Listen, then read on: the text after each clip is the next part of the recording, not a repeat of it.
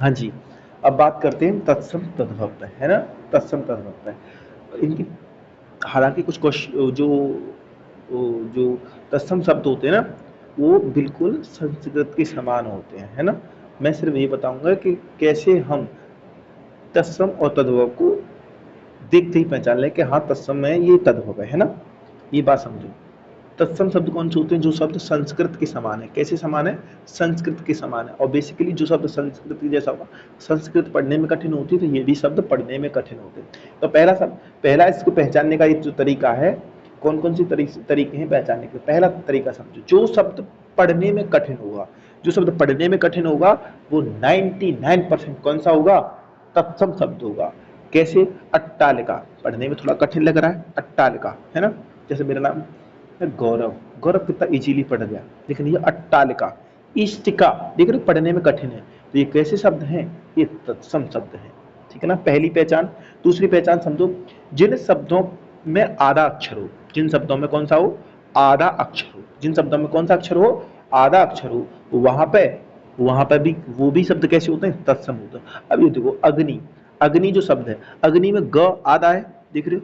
ये ग आधा है, ये आधा है ना ग, तो ये भी क्या है? ये भी तत्सम है। एक शब्द समझो, अमावस्या, अमावस्या में आधा ये है स, आधा स है ना, तो ये भी आधा है। तो ये कौन से शब्द हो गए? ये तत्सम हो गए। यानी जिन शब्दों में आधे अक्षर मिलेंगे तो भाग बंद करके वो क्या लगा देने?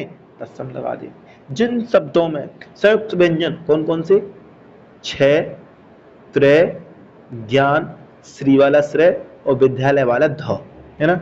अगर ये शब्द जिन शब्दों में मिल जाए तो आंख बंद करके लगा दो, ये तत्सम है। कुछ रूल पढ़ने की जरूरत नहीं। क्षत्रिय में ये मिलेगा शब्द, विज्ञान में ये विज्ञा मिलेगा, त्रिशूल में त्रय मिलेगा, श्रीमान में श्रेय मिलेगा, विद्यालय में ये वाला ध मिलेगा। ये ध देखो, ये वाला ध तो अलग होता है, ये वाले ध की बात चल रही है, ये वाला जो ध, ये वाला जो ध, ठीक है? आप समझो, जिन शब्दों में ये आधा र उड़ा रहता है, जिन आधा र, समझ रहे हो? ये वाला जो शब्द उड़ा रहता है, जैसे अर्जुन, है ना? निर्धन, ये कैसे शब्द होंगे? तत्सम होंगे। जिन शब्दों में ये वाला आधा र वर्ड मिलेगा ना, तो वो भी क्या होते हैं? वो भी तत्सम होते हैं। जिन शब्दों के अंत में तीपड़ा मिलता है, ण, ये कभी भी किसी के अंत में मिल जाए, आग बंद करके कुछ भी लगा दो, तत्सम लगा दो तुरंत से। रावण में ऋण मिल गया, ब्राह्मण में ऋण मिल गया, पुराण में ऋण मिल गया, तो ये कौन से शब्द हो गए? ये भी कौन से? तत्सम है। जिन भी शब्दों के बीच में ये विसर्ग होते हैं, दो बिंदियां होती हैं, वो भी क्या होते हैं? तत्सम होते हैं। प्रातः, पुनः, दुख, ठीक है? ये पहचान ही समझ में आ गई ना? आगे समझो, जिन जिन शब्दों में अंक की बिंदी होती है, एक बिंदी लगी होती है, वो भी तत्सम होता है। संविधान, संजय, ये बिंदी लग रही है, तुरंत देखते पहचानो ये तत्सम है। जिन शब्दों में हलंत लगाओ, ये वाला हलंत लगाओ, जैसे ये जो हलंत लग रहा है, ये वाला हलंत, ये वाला हलंत, ये क्या लग रहे हैं? हलंत जो लग रहे हैं, ये क्या है? ये भी तत्सम शब्द है। पहचानने। और सुनो, जो शब्द रामायण, महाभारत, वेद, पुराण आदि के ग्रंथों में हो, जैसे रामायण में, है ना, राम है, सीता है, सीता को, है ना, लव कुश, ये जो शब्द हैं, जैसे लक्ष्मण, है ना, और जिसमें उनके पिता का नाम था दशरथ। जो भी रामायण महाभारत के जो जितने भी पात्र है ना, पात्र का मतलब जो जिन्होंने काम किया है, जो काम किया मतलब जो उसके भाग थे, अर्जुन, कृष्ण, भीम, ये जो नाम है, ये सब कैसे? जैसे ऋषि, दुर्वासा ऋषि, ये जितने भी शब्द हैं ये हमेशा तत्सम शब्द होते हैं। महाभारत, रामायण, सीरियल के जितने भी शब्द होते हैं तत्सम। बात आ गई? पॉइंट नोट कर लिए ना? तत्सम, तद्भव, तत्सम के। अब बात करेंगे कौन से शब्द जो तत्सम नहीं होते, कैसे पहचाने कि ये तत्सम नहीं है, अर्थात वो कौन सा शब्द होगा? तद्भव होगा। भाई एक होता शब्द तत्सम जो संस्कृत के, एक होगा तद्भव। जो शब्द तत्सम नहीं है वो तद्भव होगा ना? होगा।